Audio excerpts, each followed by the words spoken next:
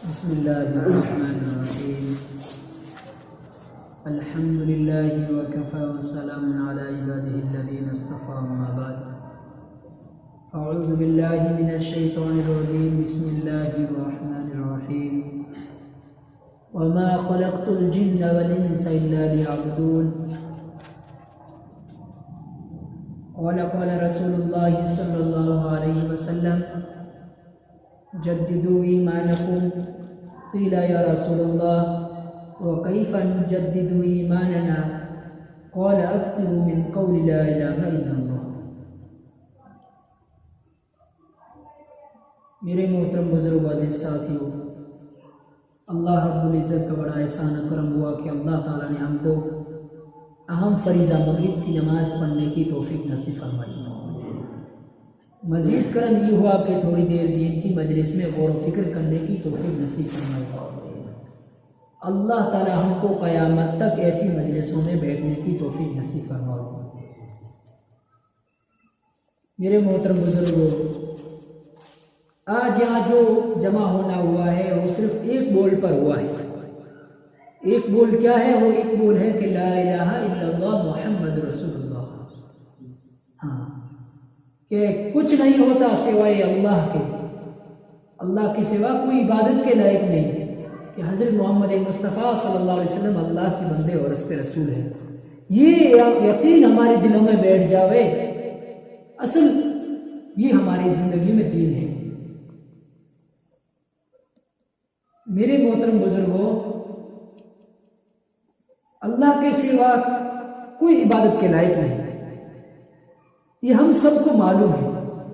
لیکن جو آج ہماری زندگیوں میں، ہماری دنیا کے اعتبار سے دیکھ لیں تو سب کچھ ہم دنیا میں ہی دنیا کو سمجھ کر بیٹھے ہیں کہ سب کچھ کون ہے؟ کہ دنیا ہی ہے. یہ ہمارے دل میں یقین بیٹھ چکا ہے. اس کو نکالنے کے لیے کہ ہم سب کو کیا پڑھنا ہوگا؟ کہ لا الہ الا اللہ محمد رسول اللہ پڑھنا ہوگا. یہ پڑھتے تو ہیں لیکن دل میں اتارنا ہے. جب ہمارا دل میں اتر جائے گا تو ہم انشاءاللہ اللہ کے حکموں پر اور نبی کریم صلی اللہ علیہ وسلم کے طریقوں پر چلنے والے بن جاتے ہیں. کہ ہر چیز اللہ کے حکم کے محتاج ہے. کیا؟ اللہ کے حکم کے محتاج ہے. ایک پتا کا بھی ہلنا اللہ کے حکم کے محتاج ہے. بارش کا برسنا اللہ کے حکم کے محتاج ہے. زمین کا گلہ کا نکلنا اللہ کے حکم کے محتاج ہے. ہاں، عزت کا دینا اور ذلت کا دینا اللہ کے حکم کے محتاج ہے. بیماری کا دینا اور شفا کا دینا اللہ کے حکم کے محتاج ہے. اگر اس کے اندر صفت پائی جاتی ہے پھر بھی وہ اللہ کے حکم کے محتاج ہے. کیسے؟ جیسے کہ آگ کے اندر وہ جلنے کی صفت ہے لیکن وہ اللہ کا حکم ہوگا تبھی جلائے گی ورنہ نہیں جلائے گی. ہاں، پانی کے اندر صفت ہے ڈبونے کی تو ایسے ہی اللہ کے حکم کے محتاج ہے، وہ ڈبو گی ورنہ نہیں. اللہ کا حکم ہوگا تب وہ پانی ہم کو ڈبائے گی اندر. ایسے ہی ہر چیز دنیا میں جتنی بھی ہے اللہ کے حکم کے محتاج ہے. ہم بھی اللہ کے حکم کے محتاج ہیں. ہم بھی کوئی چیز، کوئی بھی ادھر سے ادھر جانا، اٹھنا بیٹھنا بولنا، سب کچھ کھانا پینا سب اللہ کے حکم کے محتاج ہے. یہ یقین ہمارے دلوں میں بیٹھ جائے. اس لیے اللہ کے راستے میں نکالے جاتے ہیں. میرے محترم بزرگوں، میری اور آپ کی دنیا میں پورے انسانوں کے بسنے والے انسانوں کی تمام دنیا و آخرت کی کامیابی اللہ تعالیٰ نے اپنے محبوب دین میں رکھی ہے. کس نے؟ اپنے محبوب دین میں رکھی ہے. جس کی زندگی میں دین ہوگا اللہ اسے دونوں جہاں میں ہر حال میں کامیاب کر دیں گے. دونوں جہاں کا مطلب یہ ہے کہ دنیا میں بھی کامیاب کر دیں گے اور آخرت میں جو محدود زندگی ہے اس میں بھی کامیاب کر دیں گے.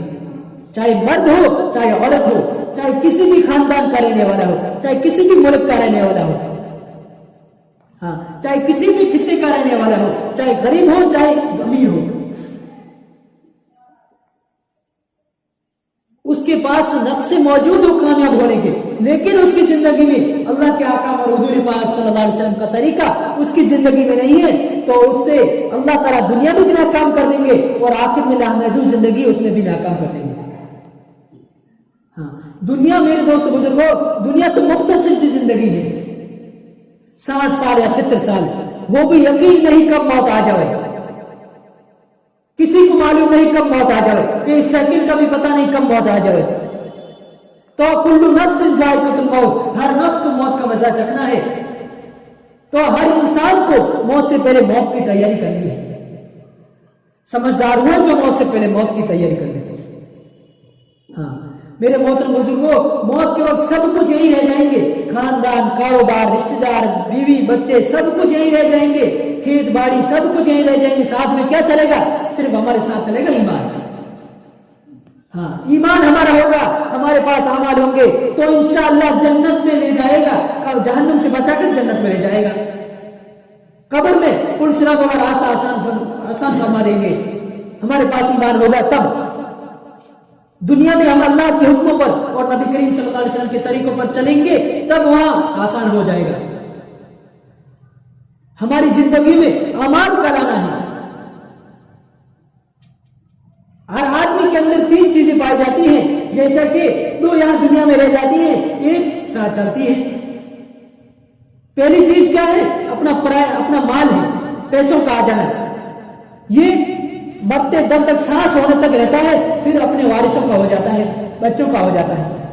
اب دوسرا کیا ہے؟ وہ خاندان ہے، رشتے دار ہے، جیسے کہ جنازہ پڑھ لیا، قبر میں اتار لیا، وہاں سے واپس آ جائیں گے۔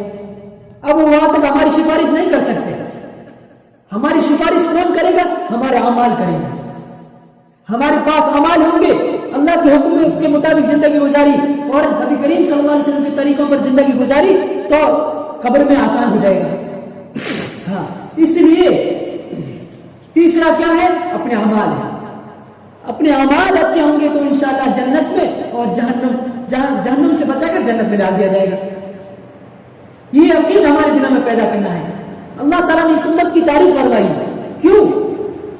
اس لیے کہ تم بہترین امت ہو، تم اچھائی کا حکم کرتی ہو۔ دعوت و تبلیغ کا اصل مقصد کیا ہے؟ لوگوں تک دین کا پھیلانا، ہماری زندگی میں آ جانا، پھر دوسروں تک پہنچانا۔ یہ اللہ تعالیٰ نے ہم کو اہم فریضہ عطا کرایا۔ صحاباؤں کے بعد ہمارا درجہ دیا ہے کہ دوسروں تک دین پہنچائے گا۔ اللہ تعالیٰ نے قرآن شریف میں فرمایا کہ کنتم خیر امۃ اخرجت للناس تأمرون بالمعروف وتنہون عن المنکر۔ ہاں تم بہترین امت ہو، تم اچھائی کا حکم کرتی ہو اور بری باتوں سے روکتی ہو۔ تو ہم آج روک رہے ہیں۔ اگر ہماری زندگی میں یہ دو صفتیں پائی جا رہی ہے، اچھائی کا حکم کرنا اور بری باتوں سے روکنا، تو ہم انشاءاللہ دین پر چل رہے ہیں، بالکل چل رہے ہیں، اللہ کے حکموں پر، نبی کریم صلی اللہ علیہ وسلم کے طریقوں پر چل رہے ہیں، 100% چل رہے ہیں۔ اگر یہ طریقہ نہیں ہے، اچھائی کا حکم نہیں کرتے ہیں اور برائیوں سے نہیں روکتے ہیں، تو سمجھ لیجیے کہ ہم دین پر نہیں ہیں۔ دین پر آنے کے لیے کیا کرنا ہوگا؟ اس کام میں لگنا ہوگا، قربانیاں دینی ہوگی۔ یہ دین ہم تک پہنچا ہے، بہت قربانیاں تک پہنچا ہے، بہت ہی محنتیں مشقتیں جھیلی ہے، تب جا کر یہ ہماری تک دین پہنچا ہے، ہم تک دین پہنچا ہے۔ جب کسی کی محنت لگتی ہے تب اس کو قدر ہوتی ہے کہ اس پیسوں میں، اس خزانے میں کتنی محنت لگی ہے اور اس کے بعد بھی ہم تک پہنچا ہے۔ بھینسوں پر آپ محنتیں کرتے ہیں، صبح شام چراتے ہیں، پانی ڈالتے ہیں، پھر اس کو دودھ نکالتے ہو، تو محنت کے بعد وہ پیسے آتے ہیں نا، تب قدر ہی۔ اگر آپ بات چھوڑ دو، پھر وہ آئے گی، دودھ دو گے، اس کی قدر نہیں ہوگی۔ آپ محنت کر رہے ہو اس لیے اس کی قدر ہے۔ ایسے ہی یہ دین ہم تک محنتوں کے بعد آج ہمارے پاس آیا ہے۔ اگر ہم اس کی محنت کریں گے تو انشاءاللہ ہماری زندگی میں آنا آسان ہو جائے گا۔ اس لیے میرے دوستوں بزرگوں، یہ زندگی آپ صلی اللہ علیہ وسلم نے تو اس کے اوپر کتنی قربانیاں دی ہے، تکلیفیں جھیلی ہے۔ آپ صلی اللہ علیہ وسلم مسجد میں نماز پڑھ رہے ہیں اور مشرکین مکہ وہ اونجڑی اونٹ کی اونجڑی ڈال رہے ہیں۔ کیونکہ اللہ کے حکموں پر، کیونکہ نبی صلی اللہ علیہ وسلم اللہ کے حکموں پر چل رہے ہیں۔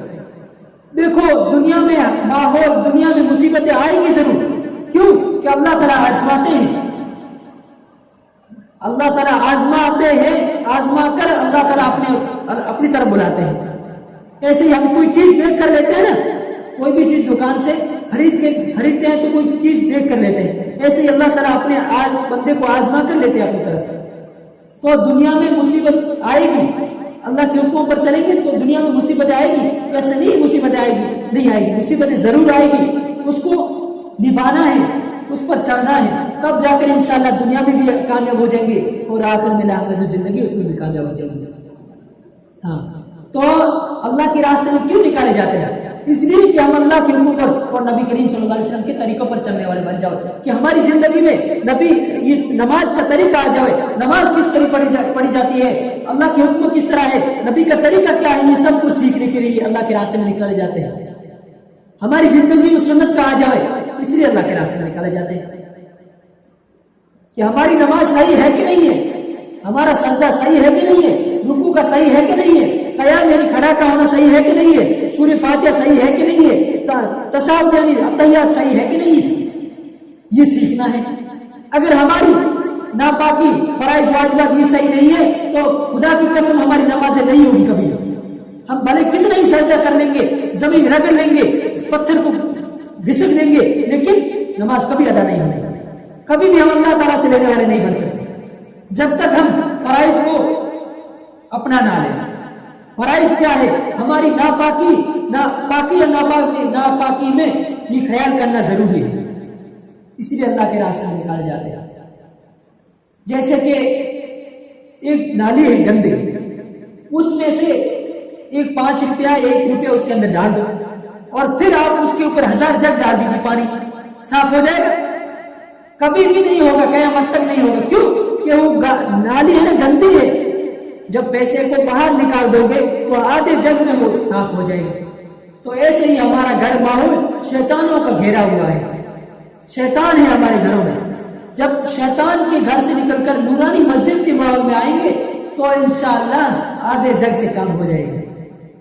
हम भले कितने घर में आपको दावत देंगे, वो असर नहीं पड़ेगा जब तक हम अल्लाह के रास्ते में ना निकल जाओ।